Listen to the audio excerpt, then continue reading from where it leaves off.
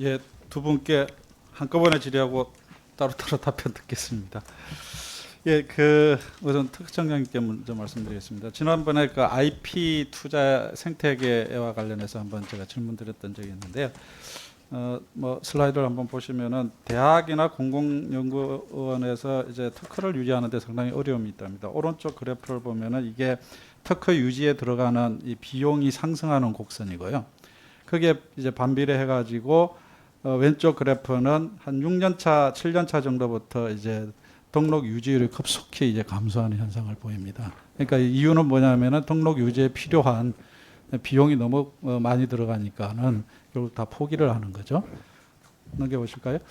그래서 아마 이 특허청에서도 이런 경우를 문제가 있어서 출연료나 심사 청구로 뭐 설정 등록료 뭐 이런 거 감면 제도를 하고 있는데 역시 마찬가지로 이게 유지하기 어렵다라는 게 이제 그쪽 기관들의 얘기입니다. 그래서 제 생각에는 이런 경우에는 특허를 포기할 경우에 독일이나 다른 나라를 이렇게 보면은 미국 이렇게 보면은 특허법, 미국 같은 경우 특허법에 연구기관이 발명자에게 특허를 양도하는 절차를 규정을 하고 있어요. 독일도 보면 종업원 발명법에 보면은 고용주가 특허 국내 출원을 포기할 경우에 종업원에게 특허를 양도하는 이 제도가 법적으로 들어가 있어요. 그런데 우리나라에는 이 부분이 되게 명확치가 않은 것 같습니다. 그래서 제안 드리는 거는 발명자에게 특허를 양도할 수 있는 법적 근거를 만들자라고 제안을 드립니다. 그래서 미국이나 독일처럼 그 연구기관이 특허를 포기하는 경우에 그거를 이제 발명자가 가져갈 수 있도록 하고, 그런데 또 하나는 이제 과학기술기본법이란 그 시행령에 이런 규정이 있는데 그게 임의 규정이라 가지고 잘 안 된다고 그래요. 그러면 좀 이제 강제성을 부여하는, 그러니까 예를 들어서 발명자가 요구할 경우에는 인정해주는 뭐 이런 수준까지 좀 가자라는 게 제 제안인데 한번 검토를 해보시면 좋겠고 한번 나중에 답변 주시기 바라고요. 그 다음에 우리 중기 벤처부 장관님, 노란우산 공제 관련해서 질문을 드리겠습니다. 노란우산 공제가 소상공인 퇴직금 마련, 폐업, 사망 등 생계 위협으로부터 생활 안정, 사업 재기 기회 제공 등을 위해서 이제 적립하는 제도인데, 대개 보니까 이 공제금 수령의 거의 절반이 2년 이내의 단기 가입자들이더라고요. 그러니까 2년 내에 망하는 사람들이 한 반 정도 된다는 얘기죠. 근데 무슨 문제가 있냐면은 이게 이제 폐업을 하면은 돈을 받아가야 되는데 이게 좀 문제가 있는 것 같아요. 제가 볼 때는 논리적으로는 이해가 가는데 이 폐업한 사람들한테 너무 가혹하다, 제도 자체가. 그래서 이제 말씀을 좀 드리는데, 이게 폐업을 한 경우에는 퇴직소득세라는, 그러니까 이게 이제 정상적으로 그 부금을 찾아갈 수 있는 조건이 폐업이라든가 사망이라든가 이런 경우인데, 이런 경우에는 퇴직소득세 6.6에서 뭐 46.2까지 이렇게 부과가 되는데, 이미 해약 시에는 이제 기타 소득세라 가지고 16.5%를 부과를 해요. 그래서 이거를 제가 한번 두 가지 방식으로 한번 시뮬레이션을 해봤습니다. 대개 한 500만 원까지 1년에 그 돈을 내더라고요. 답입을 하는데 이제 1년 단기 1년 단기 가입자를 보니까 이거는 정상적으로 폐업해가지고 정상적으로 부금을 찾아갈 수 있는 자격이 있는 경우인데도 원래 낸 돈보다 적게 가져가는 거예요. 그게 이제 세금 때문에 그런 것 같고요.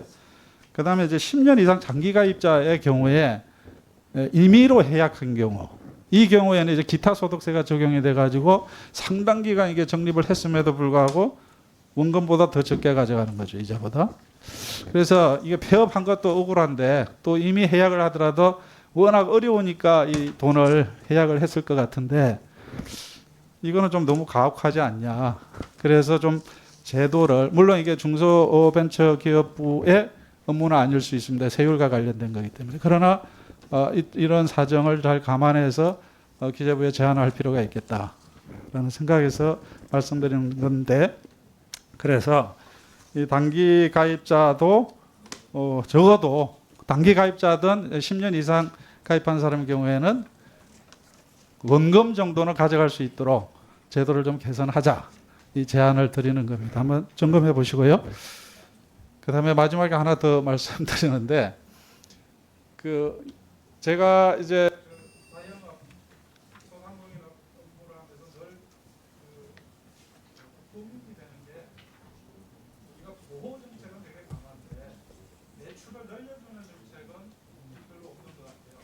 그래서 우리 장관님 오셔가지고 특별히 그런 부분을 많은 신경을 써 주셨는데 그런 걸 원활하게 할 수 있는 법적인 제도 이 부분이 좀 정리가 될 필요가 있겠다. 그러니까 유통산업발전법은 산업부법이잖아요. 그쪽에서 보호 정책을 하는데 중소벤처기업부의 사용업자들의 매출을 늘려주는 법적인 근거, 제도, 이 부분을 한번 만들 필요가 있지 않냐. 그래서 예를 들어서 중소유통업들을 발전을 위한 그 법률 이런 것들이 나는 좀 검토될 필요가 있다고 생각이 들어요. 제안을 드리니까 무슨 문제 주시죠? 그 답변 주시죠. 법안을 직접 내실 생각은 없으신지요? 네. 네. 네. 그럼 저희가 좀 같이 협의를 잘 해서 지금 주신 말씀 잘 검토하도록 하겠습니다. 네. 예, 그 답변 드리겠습니다. 그 의원님 말씀하신 대로 우리나라에서는 대학이나 연구기관이 특허를 유지비용이 높아서 포기하는 경우에 그걸 승계할 수 있는 법적 조항이 없습니다. 그러다 보니까 우려되는 것은 그 과정에서 우수한 특허가 혹시 사장될 가능성도 있기 때문에 그러한 경우에 그 발명자가 그걸 승계할 수 있는 제도를 만드는 것이 필요하다고 생각을 합니다.